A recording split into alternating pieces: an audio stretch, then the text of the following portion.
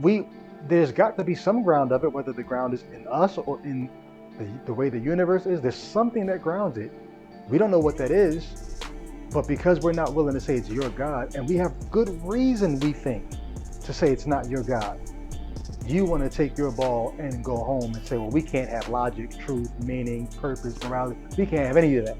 I believe that this is because logic is real, and in order to ground this imaginary deity in the real world, it must somehow, in an almost parasitic way, attach itself to things that can be demonstrated to be actual. Whenever you have an invisible being, the way to make the invisible being visible is to put something that's visible on that being.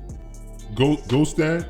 Ghost Dad, right. So why not develop an apologetic that shuts down the conversation before? And is it incidental? This is a question to you guys. Is it incidental that this transcendental argument arose at the period it did, after the documentary hypothesis, after all of this critical reading of the text, after we started realizing?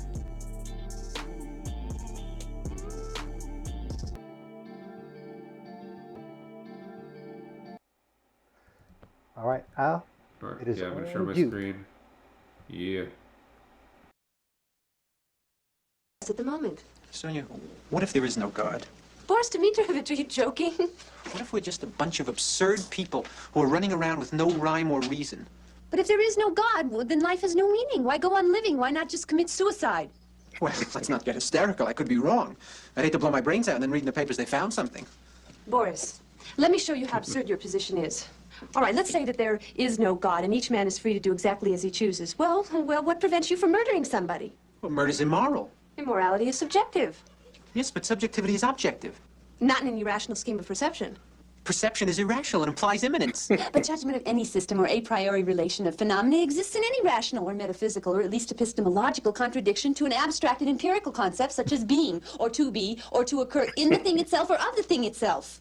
Yeah, I've said that many times. Boris, we must believe in God. If I could just see a miracle, just one miracle, if I could see a burning bush or the seas part or my Uncle Sasha pick up a check.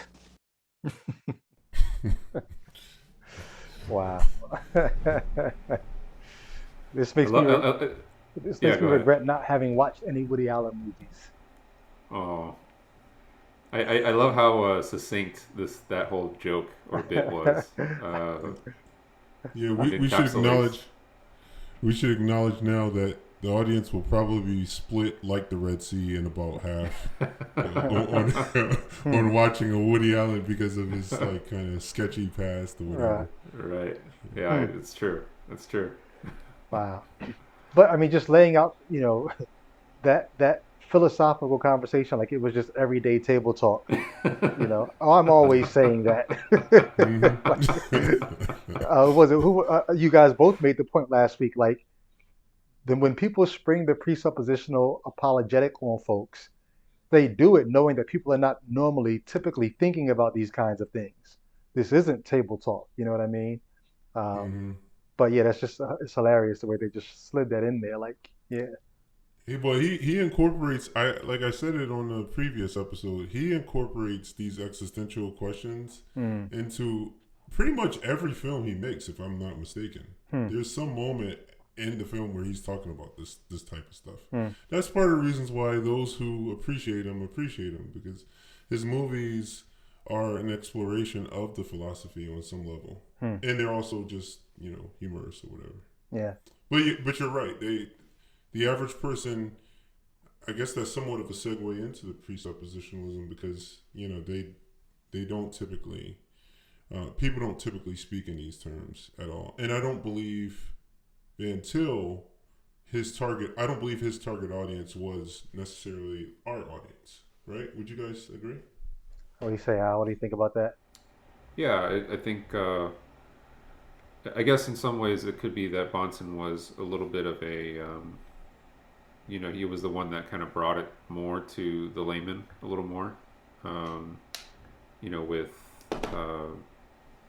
not only kind of his showmanship as a debater, but, just the popularization of, this method based on the Great Debate and then, debating a couple other people, in that process. So So presuppositionalism was basically Ivy Tower talk yeah, for the philosophical, the Christian trying to speak philosophical language apologetically, and then it ends up becoming something that trickles down. Now you just have your regular, average Sunday school Joe slinging around these presuppositional arguments as if their interlocutor should be able to interact with them, but they can't because no one's thinking on these terms on a regular basis. Yeah. I think Al in a previous discussion he was keen to correct me on the usage of apologetic even in that context. He was keen to point out that Van Til probably largely thought of it as a polemic, like along the lines of just classic philosophical interaction. Like he saw it as like a right. That's what you were correcting me on that, right? it's not so much. There's a slight nuance. I think Van Til labeled it as the defense of the faith. It wasn't apologetic. Well, implying that it's within the realm of apologetics, but it highlights the differences of how certain theologians would place, for example, Van Til or Kuyper or Bavinck, where they would put the role of apologetics in the theological enterprise. And that's where you see a lot of disagreement within the Reform camp. So Yeah. hopefully we'll actually get to that. We'll actually look at language, the... yeah, go ahead. the fact that the language is so heavy and it's so loaded and it's got so much history behind it, it implies that the target audience is an erudite audience. It's an audience that's familiar with the literature. And the average person that you're going to speak to on the street using an apologetic isn't going to be necessarily familiar with all of the philosophical literature. And so you not only have to be familiar with the philosophical literature, but you also have to be familiar with the theological language going all the way back to the Thomist, because he's using all of that language too. So it's, and how many Christians using this apologetic are familiar with any of that? That's an interesting question. Yeah, that's an interesting question. Yeah, and so this is interesting. Now, I have a question for you, Brady. In light of that observation, do you feel like some of the Christians using this apologetic are sort of posing, so cosplaying? No, I don't think many of them know. They don't know what lies beneath. They see the tip of the iceberg, and they see a Christian apologist like Bonson sticking the flag in the ground saying, "We won," and they just go stand on that same iceberg. They don't know what's underneath that surface. Now, the question is this a willful ignorance, or is it just the desire to impress people when they're I'll let debating? Al speak to that because yeah. What do you think, Al? Well, I don't know if this is... I think this relates, but I think one of the things that we kind of lightly touched upon in the last episode when we discussed presuppositionalism, and whenever you get further into this kind of critical rational conversation, is that rationally justified beliefs are not necessarily true. And I think that's one of the key things that you'll more or less run into if you really kind of think about and investigate and read more into this. An example I can give you. So let's take mathematics, as an example, right?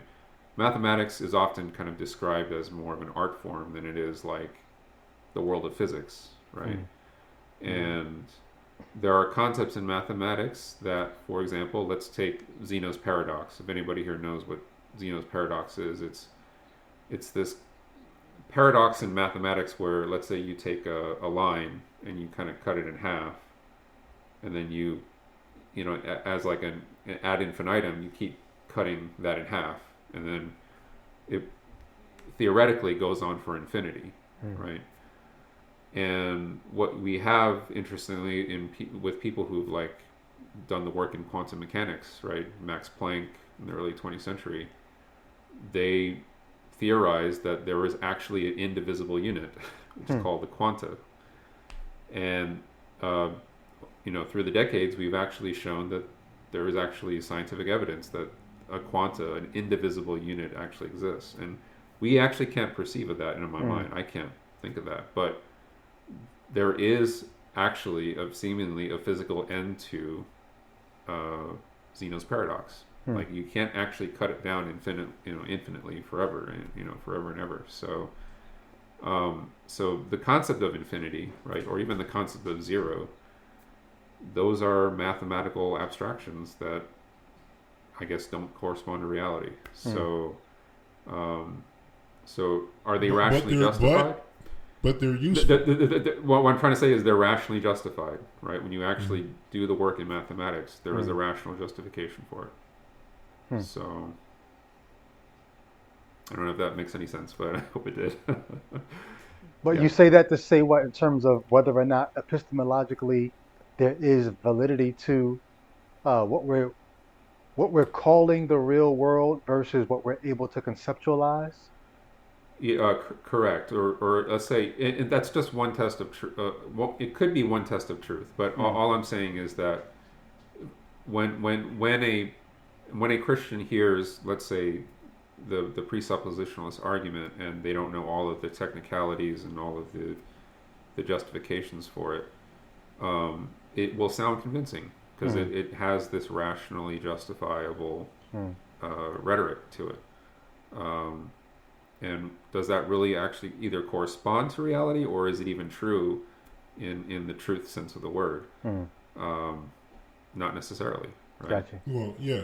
Anybody who studies propositional logic will see that you can make a sound argument, for instance, that's not fallacious in terms of its argumentative form, or I used the wrong word there. It's not argumentative, but it's in its form as an argument, I should say, because argumentative has to do with dispositional. But you can look at an argument and it can be sort of a true argument in terms of the way it's laid out. Like it follows through if you laid it out, but it could also be... Basically, it's sound. Yeah, it could be a sound. That's the perfect word. Sound, right? There can be a sound argument that's actually where the conclusion is false. Right. So, Well, and that's the thing that we were trying to hold up to, and I think even Stein tried to do that to Bonson, is even if you're arguing from a point of internal coherence, right? Right. You have this system that you say, well, I put a God at the beginning of my thing, so it's not really this, I have something to ground being, to ground this, to ground that. But even if we were to put a magnifying glass to what the Christian is calling a sound system, you start asking, well, what kind of God is this? What kind of claims does this God make? Even the coherence of that view breaks down at some point. And so it'd have to first be coherent on its own to even have that kind of a force to it, whether or not it even corresponds to anything in reality. Right. Absolutely. And by that same standard, you could take like an Aztec god and put that god at the top of your epistemology, and it would function the same way Yahweh does. But now this is interesting. This is very interesting, because as soon as you say that to a presuppositionalist or something, they'll say, well, yeah, in some sense, yes, but at the same time, there are problems with putting an Aztec god there. Now, Al, you're gonna want to just take over, I'm sure, right? But so they'll say, okay, yes, you could do that. In theory, you could take any god and say you can ground your epistemology in this god. But then the presuppositionalists insist that the only rational one to put there is the Christian God. Now, what means are they using? You know where I'm going? If you guys know where I'm going, so they have a metaphysical or an ontological basis, a grounding for the epistemology, right? But what means are they deducing that it has to be the Christian God that is at the ground level for their epistemology? Yeah. How do they make that appeal? Well, if I'm not mistaken, in this debate, Bonson says that he finds the other ones to be either incoherent or something. But basically, what he's doing is applying. I can see you going in there. Go ahead, Brady. Go ahead. No. I want to save some of this steam because I think this is kind of an on ramp onto the discussion, but I want to make sure that we get all the good juices that we need to kind of to marinate this thing before we, because what you're doing is I think you're at the reveal of part of why this falls apart, but we're going to dive a little bit deeper today into what we exposed the last time of just what this system is. So I think we'll come back to that point in a minute. Yeah. Yeah, good move there, Brady. I was going to nice say little something similar as well. Yeah. You can't use that. You're gonna have to cut that out. You're All right. gonna have to edit that out. He's trying to drop me into the pod. This guy is trying to drop me in the pod. I'll clip it. He's talking about the musical genre. Yeah. So one of the things that I wanted to kind of start with is we want to do a little bit of a refresher from the last episode. And let me share my screen real quick. And one of the things that we'll get on to, Jay Wood has wanted to talk a little bit about, his views on presuppositionalism in respect to how they kind of define epistemology and another way to think about it. But one of the things that I want to just remind, us and the audience, one of the critiques that we have, I think, with presuppositionalism, the approach, and how we kind of view the whole school of epistemology. And I know that there was a lot of debate happening kind of in the comments section. There was this one commenter who kind of insisted on the correspondence theory of truth, etc. But what's interesting here is that it's actually hard to really reduce the history of epistemology down to kind of one, school of thought. These 6 that I have here: rationalism, empiricism, skepticism, foundationalism, coherentism, and the correspondence theory. These are actually, this is not even a comprehensive list of, the entire discipline. But what I find interesting is that these categories are also permeable, right? They do move across from one another. There also there's a lot of overlap, in a lot of these categories and schools of thought as well. What's interesting here is that even under this list, transcendental idealism, which is Kant's version of idealism, doesn't even quite fit into these categories neatly either. I was going to ask you about that. Yeah. So this is this is what makes the entire kind of, learning about epistemology partly convoluted, but also extremely complex, right? And one of the things that the presuppositionalist is begging the non-believer to do is to think about their presuppositions, but that's also pushing them to kind of create absolutism, like like accepting absolutes almost, right? Not only from like an abstraction, but also like either coming up with a straw man, with Gordon Stein, Bonson kind of assumed more or less, right, that he was an empiricist. He didn't say so, but what I'm trying to say here is that I think making epistemological commitments is actually really difficult to do. There's a reason, like it took Kant years to write his, Critique of Pure Reason, which is more or less a harmonization between rationalism and empiricism, but also thinking about how his a priori concepts, kind of informs his system of thought as well.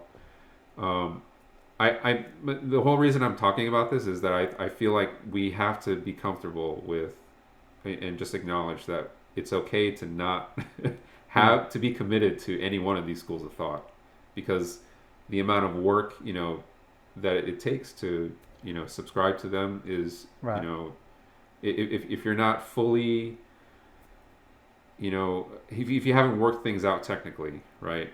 I would actually, suggest and recommend that, maybe you need to rethink, Hmm.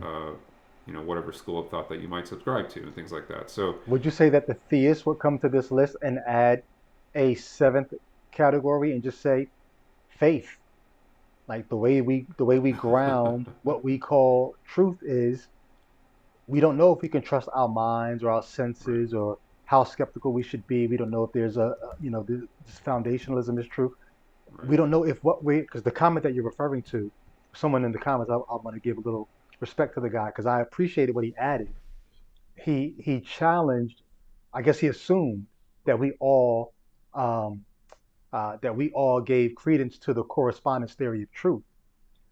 I actually do give some credence to the correspondence theory of truth, even though at the end of the day, I have to acknowledge we don't really have access, or at least we don't know that we have access to what actually is truth. And so when we talk about the correspondence theory of truth, what we're basically saying is as far as it appears to us. So I'm actually, when I say that, I'm combining correspondence theory with empiricism, with rationalism. But I'm also adding skepticism because I'm saying as far as it appears to us. So I'm combining these, whereas the theist might just come in and say, and now here's the thing: fideism the same thing as faith? I'm willing to go there, but some would argue that no, it's not fideism. They would say no, we're actually combining faith. Maybe they would say we're combining faith with rationalism and empiricism too, because it's not a blind faith. right. So, this is once again a very complicated debate. Mm. It would be really difficult to kind of parse out. and, I'm but sorry in for the for general, the for the yeah, listener viewer. Fideism is basically the view that says I don't need any evidence, any proof, any I it's true basically because I believe it's true, or or because I believe it's true. Um, it's the faith that makes the thing true. and Van Til has been charged with making Christianity more of a fideistic enterprise. Okay. Um, I don't necessarily think that's true, but I do acknowledge that I think in many points, when you hear his argumentation, he does sound fideistic Hmm. to a degree, because what's kind of driving that argumentation is the undergirding assumption, and that That that the Bible assumption is is not true. That being, the Bible is the word yeah, of God, and it yeah. exactly. But granted, there is a lot more to that argument, Hmm. but at the same time, I think it's actually valid to even point that out to a Hmm. presuppositionalist, because there's, I think, something to be said, and something that's a little disingenuous, because when you have a debater who says, like Bonson, who says that because God told me so, Hmm. and Yeah. Yeah. if the other person says, well, that's fideism, and he says, well, no, it's not, then right, Right. then you're caught in this, like, like, well, why am I here? Why am I debating this at all? Yeah. So, Well, I mean, um, I think when Bonson says that, this gets at the heart of what we were discussing earlier when we were talking about him taking it to the masses, because Bonson for sure had the language to speak more in a more sophisticated manner about in answer to the question, but he intentionally spoke in an almost Sunday school manner at that point so that he would connect with the audience. No, I don't think so. I don't think so, Jay Witt. I think because I was interesting. listening to this is kind of not a spoiler alert. Yeah. We're going to get into some Ritterberger in a little bit.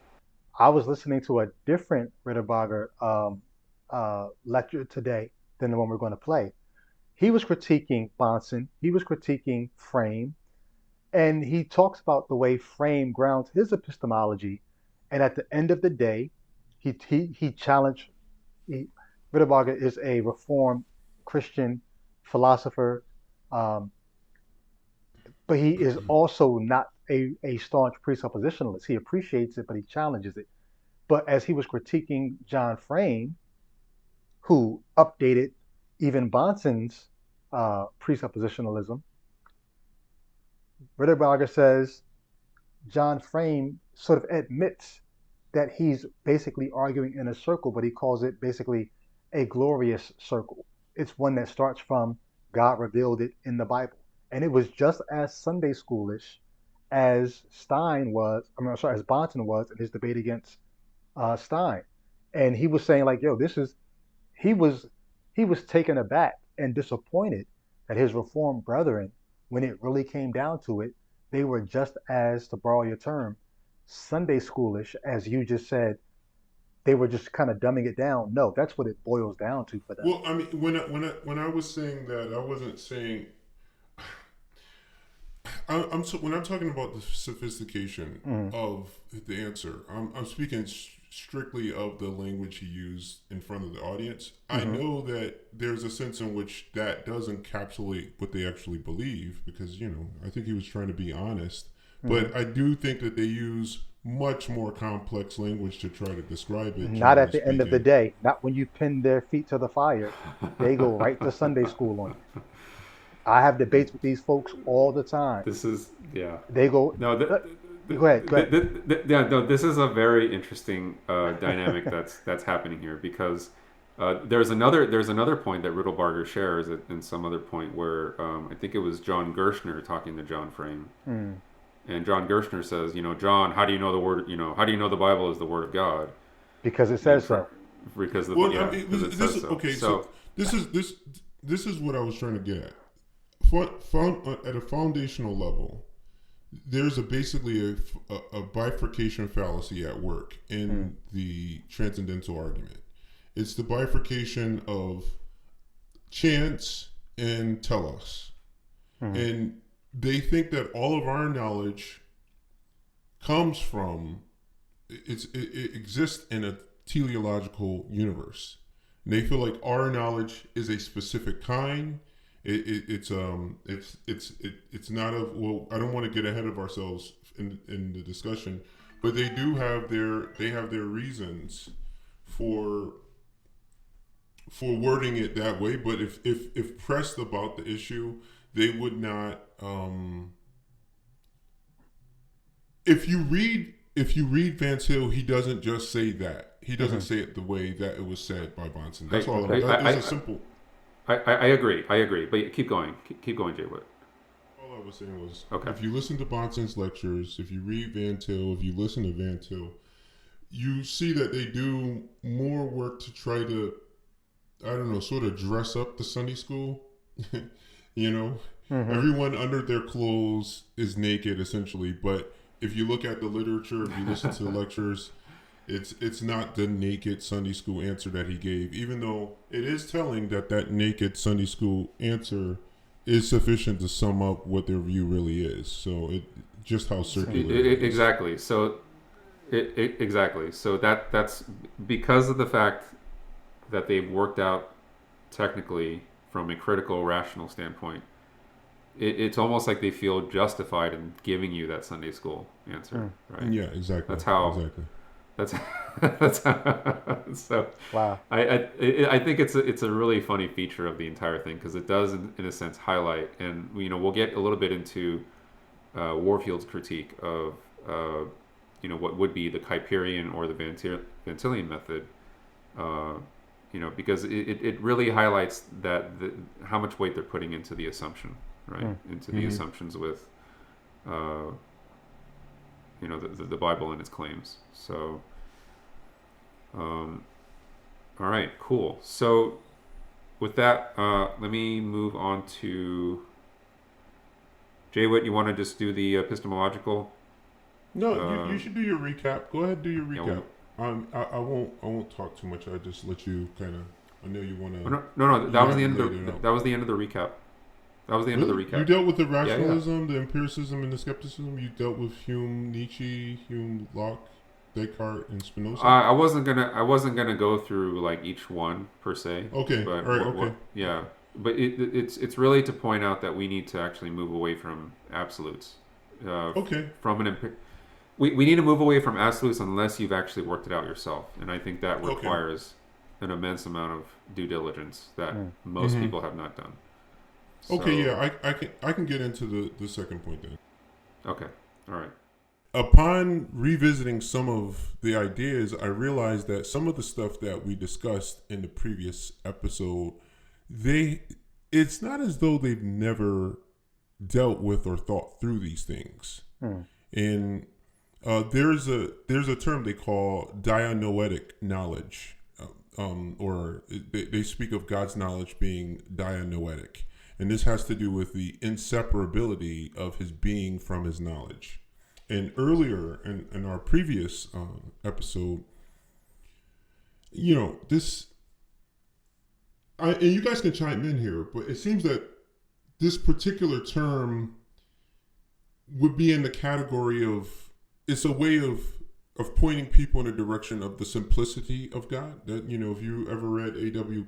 Pink's book on the attributes of God, at one point he deals with the simplicity, and the simplicity is, it's not to say that he's simple and not complex, but it's to say that it's not piecemeal, that the attributes aren't such that they can be separated out. Right. And that, like, in other words, his love is a just love. It's, like all of his attributes are kind of in each of the attributes. They sort of are contained in all of the attributes. Right. I didn't say that well. Basically, God is one, and Yeah. the numberless attributes don't make him numberless. Yes. So when we're talking about his knowledge, so how does this relate to presuppositional, or even some of the commentary that we were making on, or critiques we were giving to presuppositionalist thought? Bonson at some point points to logic being a reflection of God's thoughts. Our logic being a Our reflection logic of God's thought. Being a reflection of God's thoughts. And I think in some sense, that's that dianoetic sort of idea going on here. The idea here is that there's almost the collapsing of things that we consider to be axiomatic, like logic, into the being of God. But if you could bring up the clip from 129, an hour and 29 minutes into the debate with Stein, Albert. Presuppositionalism seems to absorb observable axioms into the ontology of the Christian God, and thus becomes a kind of epistemological pantheism. And I believe that this is because logic is real, and in order to ground this imaginary deity in the real world, it must somehow, in an almost parasitic way, attach itself to things that can be demonstrated to be actual. You may have to rely on mathematical axioms or logic to even begin to communicate a clear concept of God, or the Christian God in particular.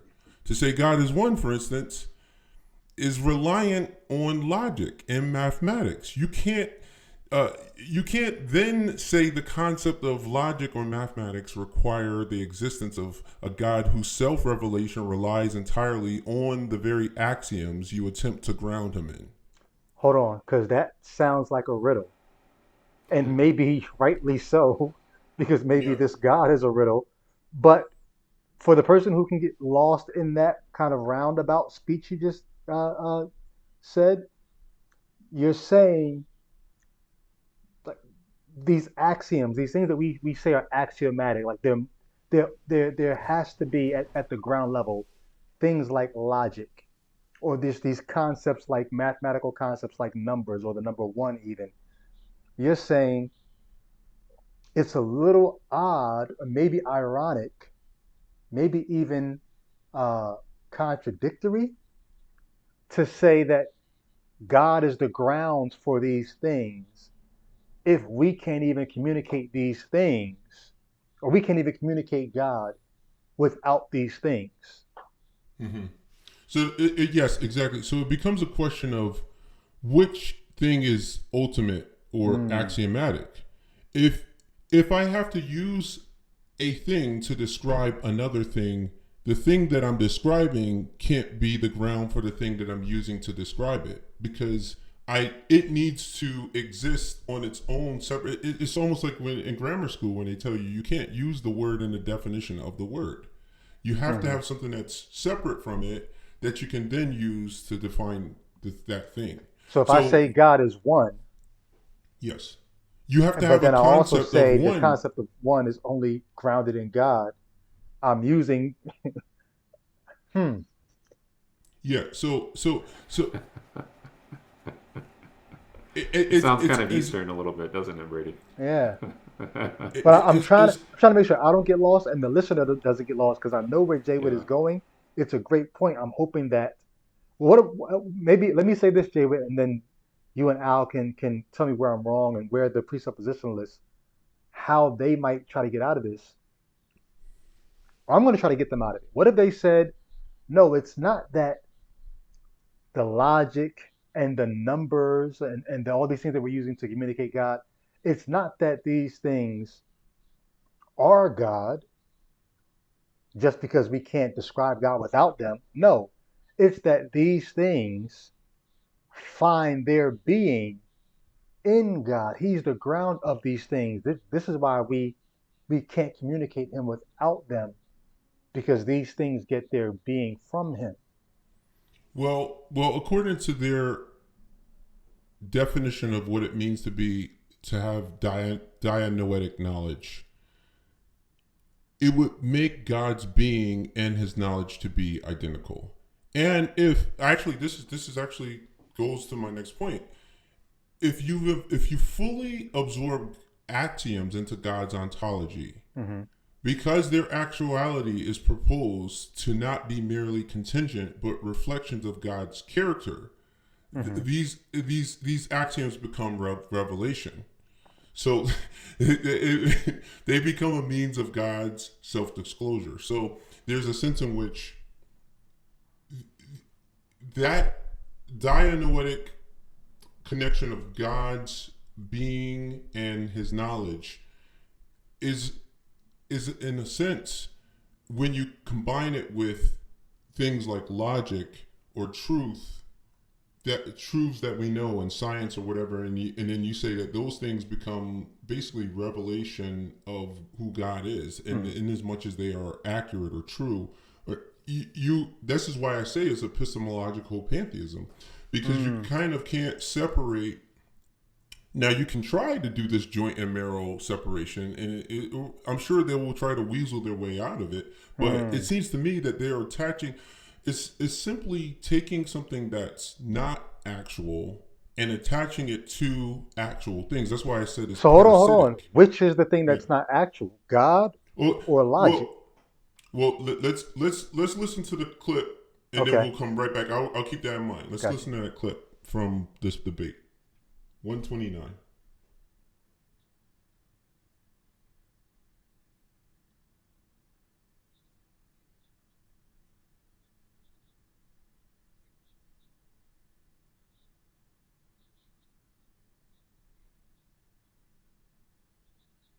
Okay, now you can stop right there. So, at some point in the debate, Stein became aware of the fact that instead of discussing theology or some sort of, now I'm sure Bonson would say that there is an overlap between theology and what he was discussing. He seemed to spend a lot of time talking about things that we know to be axiomatic, like the laws of logic and so forth. And what I'm basically, in layperson's terms, lay people, the term of the layperson, I'm essentially saying that he's attaching in a parasitic way this thing that is non-falsifiable to things that we know in the world, in the real world. Go ahead. What is the thing that's non-falsifiable? Could you spell it out so for the thing that's non-falsifiable is this deity. This is why when Stein starts trying to discuss the contradiction between, I think it was Genesis 1 and 2. I think it was Genesis 1, and he wanted to get into that discussion, and then Bonson made the cute little joke where he's like, oh, you can just come to Sunday school. he doesn't want to discuss that. That's the stuff that's the stuff of myth and fairy tale. So I don't want people to get lost. That's why I keep trying to push you to say it, the actual thing. God is the thing that you're saying is unfalsifiable, maybe even unquantifiable. And you're saying that thing is being parasitically attached to things that are quantifiable and things that we can experience, like logic. Said very concisely. Yes, that's Okay. exactly what I'm saying. So I'm saying when you like Abraham Kuyper say God basically plants his flag on all things and says it's all mine. Right. It's all mine, right. When you do this in the realm of epistemology, what this is essentially epistemological pantheism. So you're bringing these things that are logic, numbers, like the number one. You're bringing these things that are tangible, things that we can experience, and you're bringing them into the ontology of God to ground them. But basically, what you're doing is Jay, what you're saying is you're deifying those things. This is what you get to what you call epistemological pantheism. All these things become God because you brought them into God's ontology to give them quote unquote realness. But then your question is, but wait, if you're bringing these real things into the ontology of God to give them realness, which has the realness, the God or the things? And this is why Stein realized at some point that he was discussing the laws of logic, for instance, way more than God. Or, because in some sense, I'm speaking for Bonson here, but in some sense, he sees this dianoetic connection between the laws of logic and the ontology of God. He sees it to be so inextricably connected and bound that to speak about the laws of logic and that debate about the existence of God was to be speaking about God. You see what I'm saying? So there's a sense in which, Stein noticed it, but he didn't call it out. He didn't say, well, he sort of did call it out. But so for Bonson, they're inextricable, and Stein's like, wait, how are you doing this? Let me try to get Al to think on his feet here, because if I'm understanding you right, Jay, I think there might be a biblical precedence for this. But what do you say? So what do you say? 1 Corinthians 13, God is love, right? Love is something that we experience. We would say that it's a real thing. God, something that God is intangible. And so Paul says, oh, let me take this thing that is tangible, bring that into the ontology of God. If we could do that, if Paul does that with love, God is love, could we go as far, if you were a presuppositionalist, could you go as far as to say, and God is logic, and God is morality, and God is all these other tangible things? Would you put it on par with that? Well, good theologians typically say, you can't reverse that. I wanted to see what Al had to say about that real quick. Oh, okay. Oh, me? Yeah. I don't know. It's a little hard to answer in some ways because I think there's got to be some categories of it has to be universal. Can we say that love has a kind of universal quality to it? I've heard Christians say whatever love there is, even if it's an unbelieving husband loving his wife, it's God's love that he's loving his wife with. Whatever love there is, God is love. They're quick to say that love isn't God, though. I've heard Reformed theologians say that you can't reverse that statement. Okay. And they might try to say the same. Go ahead. Yeah, they'll say the same thing about the laws of logic. So they're not going to say that the laws of logic are God either. But saying a thing and demonstrating it are two different things. If we started the episode off talking about that, how like you can say something and set it up where it, technically it makes sense, but let's see how the rubber meets the road. Like, it just shows you that the deception is real, because when you say to an audience that logic represents the way God thinks, that's one thing, but to try to actually explain that theologically is a whole other thing. because he would have to tell them, well, this is anthropopathic language, and that's not exactly what he means, and it's dianoetic. It's, you guys understand what I'm saying? Like, it gets much more complex when you start trying to break it down, right? So when I hear them say God is the ground of all, and then blank, fill in the blank, the ground of all being. So then ontology has its grounding in him. He's the ground of all logic. Logic has its there's something, I do think there's something that's worth discussing here, because like you guys said, they would say even though God is logic or God is logical, logic is not God. Even though God is love, love is not God. Even though God is moral, morality is not God, whatever. But there's something that you're doing when you're taking these things and you're tacking them onto his being. It almost makes me think of, if anybody's ever seen like movies, I think about Kevin Bacon's movie Hollow Man. Like whenever you have this invisible being, one of the ways, like even cartoons, if you watch, Across the Spider-Verse or whatever, whenever you have an invisible being, the way to make the invisible being visible is to put something that's visible on that being. Ghost Dad? Ghost Dad, right. So how do you know Dad is in the room? Because there's a jacket around the shape of what would be Dad, and it's moving. Exactly. Yeah. It's almost Yeah. like you have this, like I said, this intangible being that we're calling God, but no one knows what it's like.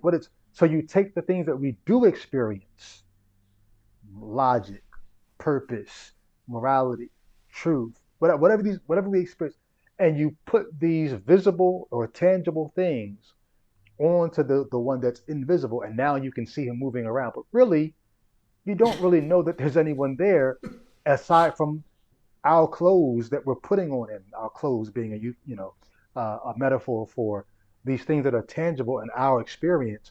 We're putting them on this thing and saying, "Look at God go." And that's why it's so effective. That's why presuppositionalism is so effective. Or this is one of the reasons why I think it's so effective in the room, is because instead of in the traditional sense using natural theology, in the more historical sense, in arguing for the existence of God using historical arguments, now you've taken it out of La La Land. And you're able to discuss real stuff like philosophy, like the grounding of, epistemology, like logic, like all the things that we know we need in life that we can't really pin down why, because of the nature of things that are axiomatic. This is the other thing, and I'll stop here.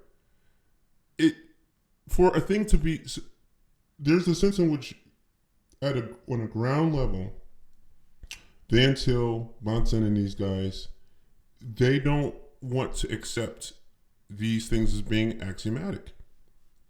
They're saying that they aren't, axioms are like the fact that you have to say God is one, and one has to mean something for it to be a word you use to define some element of who God is. The fact that it's axiomatic. We can't go beneath it. I mean, So it almost makes God superfluous if you have one being one and God is one. Like, wait, so then what is, like, one of them is not needed if they're not the same. You could just say God.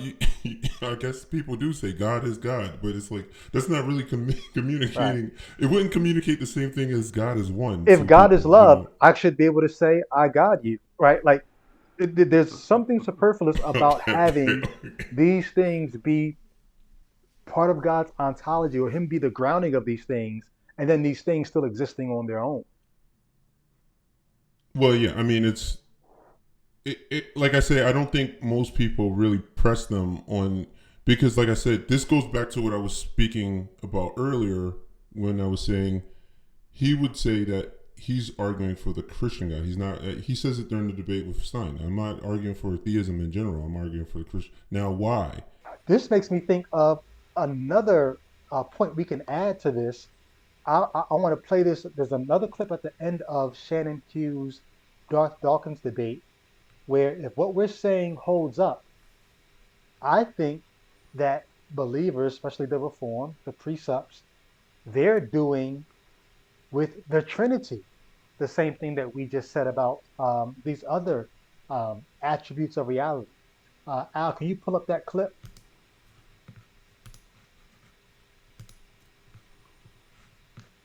All right. So this is the end of the debate. Callers are just coming in to ask questions, and someone's going to ask a question about the Trinity. Darth Dawkins or Duncan Atheism, whatever he wants to call himself, he's going to break into um, one of the most perplexing to me. It's always been perplexing the way that the precepts describe the problem of the one and the many, and use the Trinity to solve that. But see if you guys can pick up what I was sensing here. Thanks for your super chat. They said, Darth, explain how the Trinity is coherent. The Trinity is coherent because God reveals to us that his oneness and his manyness, his unity and diversity have equal ultimacy. If one does not accept God's self-disclosure of his Trinitarian nature, that his unity and diversity have equal ultimacy, if you reject that, then you're going to have to answer the question, what is the nature of reality or the universe? Is its ultimacy in its oneness or in its manyness? Is its ultimacy in its unity or diversity? And whichever one you choose, how do you derive intelligibility of that, from that? You won't be able to. So God's unity and diversity are coherent. We may not be able to comprehend it exhaustively because we'd be God, but the non-acceptance of God's unity and diversity and being reflected in creation will result catastrophically in metaphysical incoherence about the universe. Gotcha. Jay Witt, I heard you laugh there. But did you at least hear what made me think this fits what we were just talking about? Well, I was just laughing because he's trying to use one of the biggest mysteries of the Christian religion as a way to say it's an answer to something. I just thought it was just funny because I was like, it's literally unintelligible. it's incomprehensible. So I was just laughing about something totally. Let's deal with the totally unintelligibility of, or at least the complexity of this other issue. He says God's ultimacy in his unity and his diversity, that becomes, I guess, the basis for why there could be unity and diversity in the universe. Universe actually means one and many. Universe is one and many. And he's saying the fact that the universe has a sense of oneness to it, so that it's all part of the same reality, but then there's diversity to it. But we don't know is unity what really is going on here, and we just appear to be diverse, or is this really all diverse and it appears to have a sense of oneness to it? We don't know. So he says the answer to that is in God. In God, there's both unity and diversity, and because that is God's nature, and God's ultimacy is in both. It's not like he's unity over diversity. It's not like God is diversity over unity. Both have ultimacy. And because that can exist in God, therefore it can exist in the universe. Good job. I think it sounds, if what you're saying is, are you saying that the diversity question doesn't become meaningful in the way that he articulated it? Is that you picked up on part of our problem with what he's saying is right. What he's trying to even describe as a problem is such a philosophical problem that I'm almost like, I don't even really, maybe it's me being uneducated in this. What's the problem again? Like, he's basically saying there's a huge problem here that we can't solve without the Trinity. That problem is the nature of reality. Oh my God, we really need to know, is the nature of the universe in its unity or diversity? And until we can answer was going to be my answer. My answer to this was going to be, I was going to take the words, utilize Bonson's word, sounds totally arbitrary. You know, Yeah. it's a totally arbitrary problem. Right. I mean, it's like he just picked it out of a hat. I mean, it's not. It's maybe it's a pro. I'm not going to say it's not a problem for him. Maybe it's a problem he feels needs resolution, but he can't impose that on everyone else. Well, I think there's a philosophical issue here. It's called the problem of the one and the many, Yeah, and for it sure. goes back to way before Bonson. This idea of how is it? I mean, Greek philosophers theorized about the atom back in, I think, about 500 BC. They were theorizing about atoms before we could even prove them. They said, the nature of reality. Yes, it looks like there's this oneness, but they theorize that reality might be made up of not a big oneness, but a bunch of little individual diversities that are make. So people have been thinking about the one and the many for centuries. So I don't. It still is Yeah, right. utterly capricious and arbitrary to make that an ultimate problem. There's Gotcha. no way you can make that. Hmm. It's a legitimate thing for people to be thinking about, for sure. Hmm. Just like almost everything else we talked about on this particular pod. Hmm. But to make it an ultimate, like this real problem that everyone has to contend with, so ultimate that it finds its resolution only in something that's even more convoluted, the doctrine of the Trinity. I mean, give me a break. How? What Give did me you a break. say? Yeah, no, I almost feel like Van Til is almost working against the. I'd be interested to kind of read more of the history in terms of how he kind of dialed this rhetoric up. Mm-hmm. My suspicion is that it's because of postmodernism. Hmm. One of the assumptions or claims from the postmodern viewpoint is that there are no universals, right? There are only particulars, and there are only the contradictions and divisions, and how people perceive the world so differently, and that there is no kind of grand narrative or universals that can bind all that together. So, I not advocating for postmodernism necessarily, I but got I'm you. just saying that I think that's where he kind of stepped up that rhetoric. And the letter that he wrote to Francis Schaeffer, I remember there's this line where he just talked about how we needed what we needed to do as Christians is to have non-Christians entertain the idea of absolutes again, right? And then he kind of would probably use the Trinity as that kind of Yeah. That's good. super nice resolution to the whole thing. Yeah. This is ridiculous. Let me try to get Jay Witt more invested in this problem here. Like, Jay Witt, what are you? Are you the collection of your parts, the whole, or are you the individual parts? Are you the cells, the atoms? What are you? That's what you call a classic bifurcation fallacy.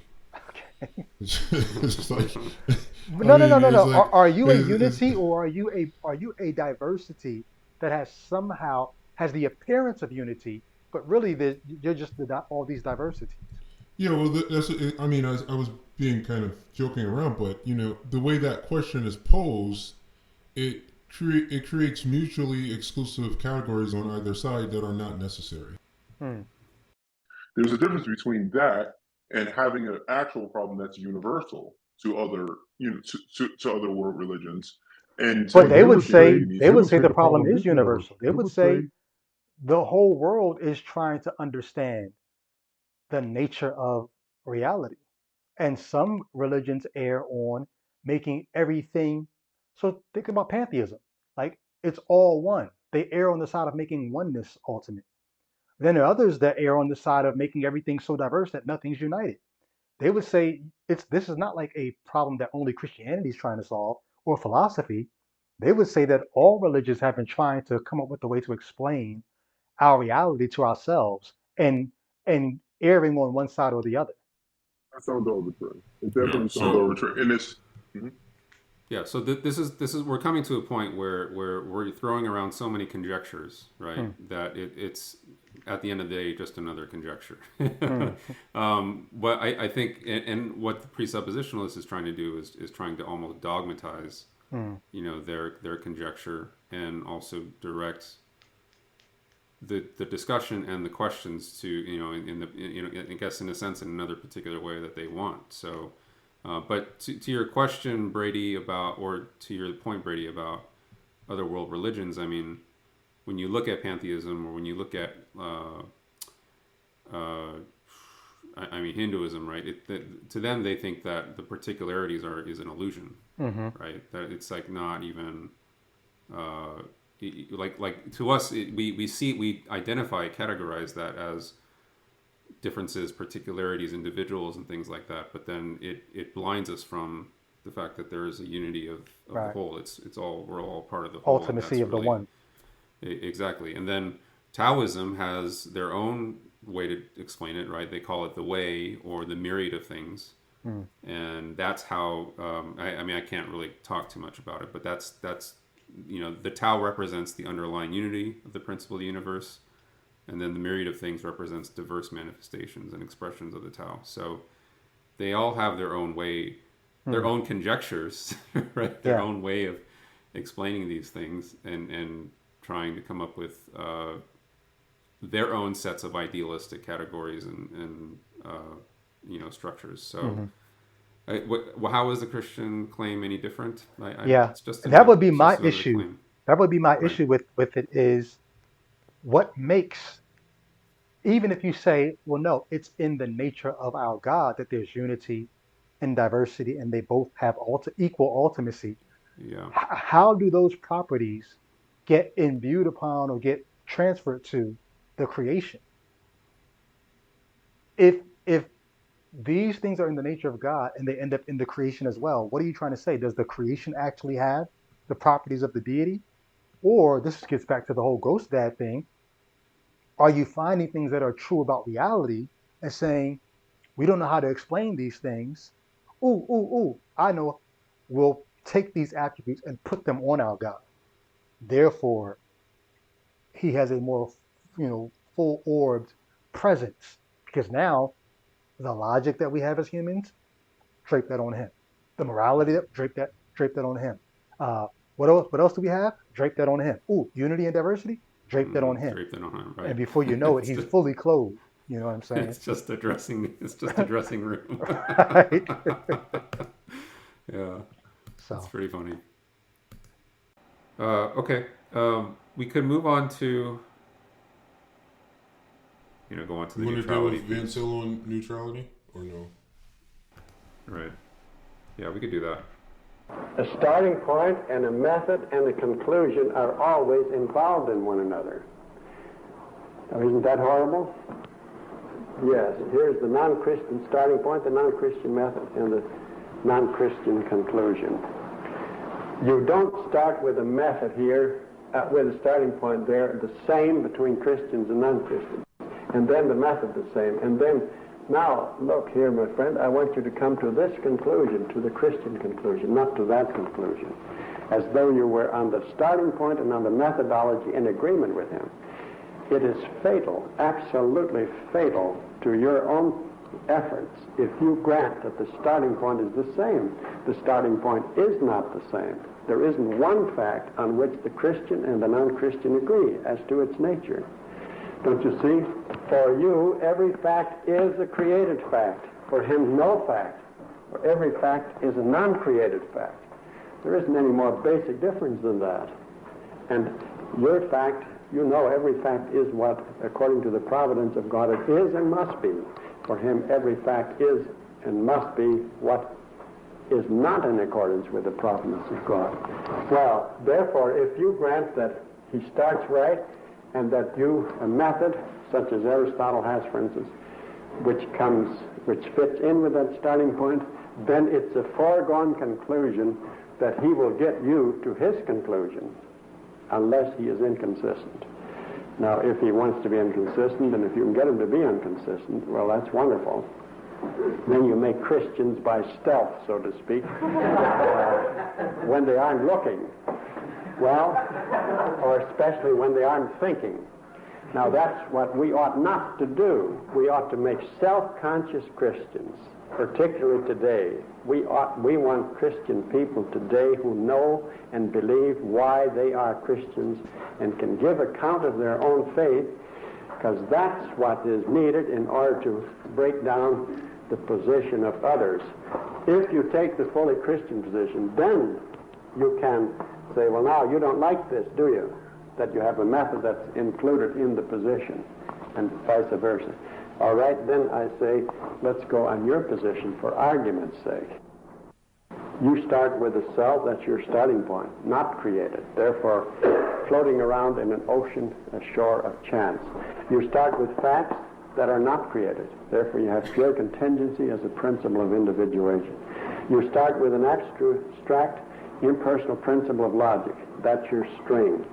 It has to be infinite. You have to do what in our position God does. God for us has strung all the beads.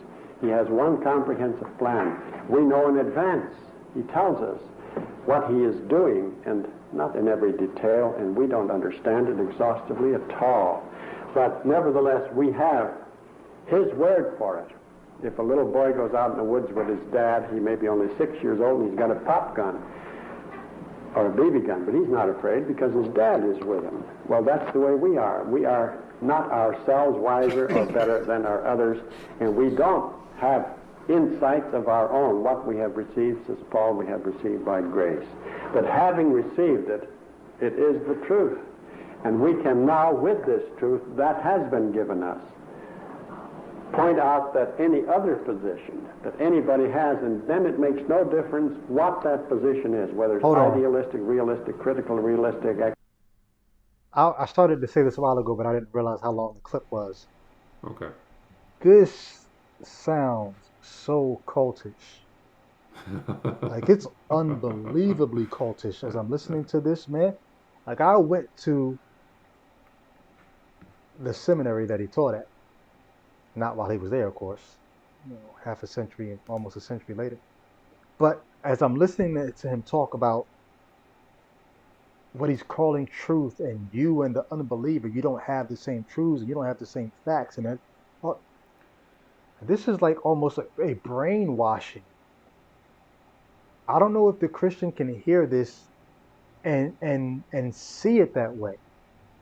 And I know not every Christian agrees with presuppositional apologetics, but I mean, it's almost scary to hear him talk this way. It's almost like you've been brought in for conditioning, and this is conditioning. I don't know. I'm sorry, I just had to name that. Yeah, no, that's an interesting thought. I think I agree with that. At least from like what we're getting from like what's communicating to us from like kind of standing back from it, rather than getting so technical about it. There's a usness and a otherness being prescribed. I mean, he says it. Yeah, he says it himself. He says, you know, that you don't have what he said. He used the phrase where he talks about us not having anything in common. Like we don't have anything in common. We can't even. Yeah. And incidentally, I think the only thing I would comment on that is this is the reason why they're not interested in rational dialogue. Because if you go into it with this idea that you don't have there's no common ground for you to interact on and to exchange ideas, then it's really about you just trying to convince the person you're talking to that, ironically, using language that you can't talk about anything, that you don't have a grounds to talk about anything, and that's why people feel like it's so arrogant or whatever. It's just them saying, hey, you know, your point of departure, where you're beginning, is incorrect, and therefore we can't even exchange ideas. It's not even worth talking about anything. In some sense, it could be finish this, Jay? No, I wouldn't say so. I think you hit some of the key points actually quite a bit earlier. But yeah. I'm sorry. I don't even know what the point was in playing that. I was just a little grossed out by it. Why did we play that? Well, we played it so you could hear him in his own words. It was particularly at the start of it where he talks about the it was that he sets up that bifurcation, what I believe is a bifurcation fallacy, where he says like we don't have any, there's no, what does he say? Their world is reducible to pure chance. I talked about that at the top of the podcast, and it's like do you actually believe that? Do you believe that it's whatever he means by chance? Do you believe that's an accurate representation of the unbeliever's worldview? That's not to mention the fact that, well, I guess it seems that most of their polemic or their apologetic is developed against an atheist, right? Would you say this, Albert? An atheist with once again, an atheist who has a self-proclaimed epistemological commitment, which is not the majority of people, and good distinction. I think, it's a good distinction. So he is targeting a straw man, I would say. There are two things that I would want to respond to this. I think the problem for a Christian is, I don't think John Frame actually solves this problem, right? Because I think when you posit the idea that there is no common starting point or no common ground with a non-believer, you essentially have no point of contact. Like there's no, I agree with you, Jay Witt, that there's a methodological thing that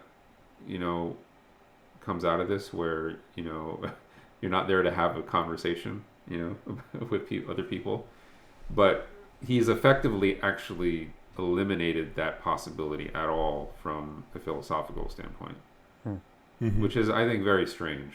I think that's I think it's cowardice. Yeah, I think it's cowardice. I think having come after people started realizing what the documentary hypothesis and realizing all kinds of historical errors and stuff, I think that I don't think it's surprising that this sort of argument or this sort of apologetic was developed when it was developed, because it was like, who wants to sit around and have to argue against the documentary hypothesis when it actually shows you up? Who wants to sit around and try to prove that Israelites wandered around for 40 years in the wilderness when there's literally not a single bone there to prove it? Who wants to have to prove any of the claims that are being made? To go through all of the texts and see all of these obvious extracts from other places put in the wrong place, and having all these variants, and having I forget what the guy said. What did he say? There's more variant readings than there are. It was just some insane amount of different readings of passages. Who wants to talk about all that? Who wants to talk about all that? Why not develop an apologetic that shuts down the conversation before? And is it incidental? This is a question to you guys. Is it incidental that this transcendental argument arose at the period it did, after the documentary hypothesis, after all of this critical reading of the text, after we started realizing just how historically inaccurate certain things were? Is it just incidental that then the realm is like, okay, you're on a battlefield, let's retreat to an area where we're more like we're an enclave where we can defend ourselves. Let's retreat to the hills, so they'll have to fight uphill to get us. And it's like, if you retreat to epistemology, you're going to run into axiomatic statements that are very hard to ground in any other kind of thing. And let's retreat to axioms. Let's pull God back there. I mean, they were fine boldly proclaiming him in history and proclaiming the things in the text that are said while they weren't being challenged as much. They were, trying to make it a geocentric universe or whatever. But as soon as science started encroaching on their territory and pushing them back and saying, hey, evolution, whatever else, et cetera, you see the Scopes trial, then suddenly emerges this transcendental argument. Let's just retreat back. I mean, what do you guys think of that? I know I'm just... You asked us a question and then answered it. No, I definitely want to hear it in your words. I'm sorry. Yeah, Wow. I think there's definitely something to say about where it emerged at a certain period of time and place. I don't know how once again it's I also agree, yes, that when it comes to a lot of presuppositional behavior, they tend to just shy away from talking about the text or the reliability of the text and the historical nature of things, and they'll claim that those things are already rock solid from a historical standpoint. Yeah. But I honestly believe though that Van Til to some degree, with the kind of schooling that he had, he just think about his predecessors, right? Bavinck, Kuyper, the Dutch Reform School, right? They basing an entire like that groundwork was actually more or less already laid, and Van Til kind of built on top of that. So he had some kind of rationally justified way to do that, and I think for him when you even go as far back as Thomas Reid and the foundationalists, right, who talked about God as being a first principle and things like that, you can get wrapped up in the kind of Christian academia of all that, and kind of you can attest to that, right, Brady? Like going to seminary, being around all that, there's a powerful influence. But yeah, from like a kind of macro kind of move to you have to think about why Princeton went liberal in the first place, right? I mean, there's no accident that they looked at the scientific data, and they can't you can't ignore it any longer. So yeah. Yeah. Oh, so I want to get to that second point actually. I neglected to get there, but I think another problem with this entire two different starting points between a Christian and non-Christian. I think how do you deal with a syllogism? Right? Is a syllogism inherently Christian? If you have if you have a logical syllogism. Now I remember Camden Busey from Reform Forum. He talked about how thinking God's thoughts after him, and how all that framework provides meaning to factual statements, right, or propositions, or even syllogisms. And I remember hearing his answer and then just like not being satisfied with it, because he would just say that it just doesn't have meaning apart from God, that there's no teleological explanation otherwise.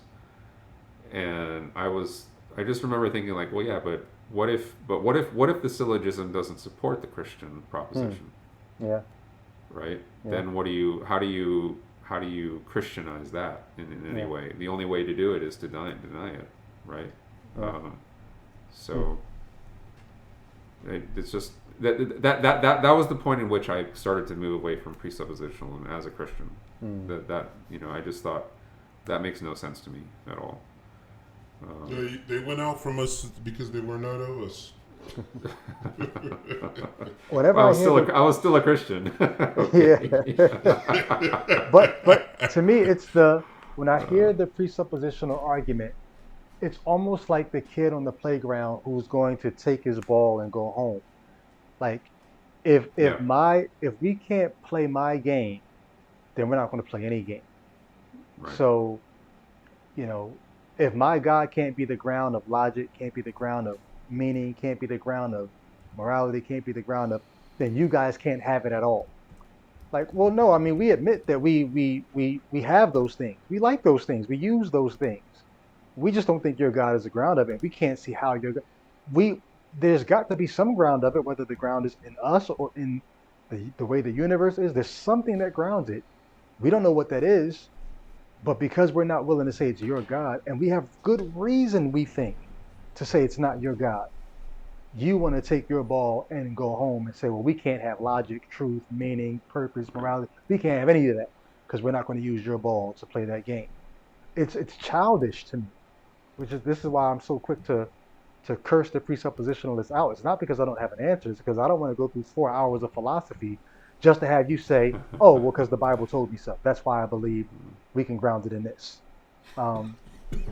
You might do very well in showing that I don't know what it's grounded in. You might do that very easily, but then you're going to take me all around the world to show how your contradictory source can be the answer for it all. Like, I'm not doing all that.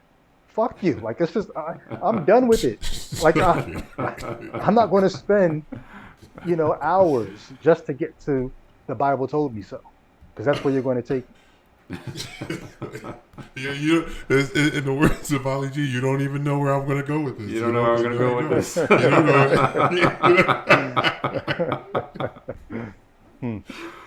You don't know. Oh, you think I'm going to say, what if I was going to say something different? Yeah, I would love for a precept to say something different.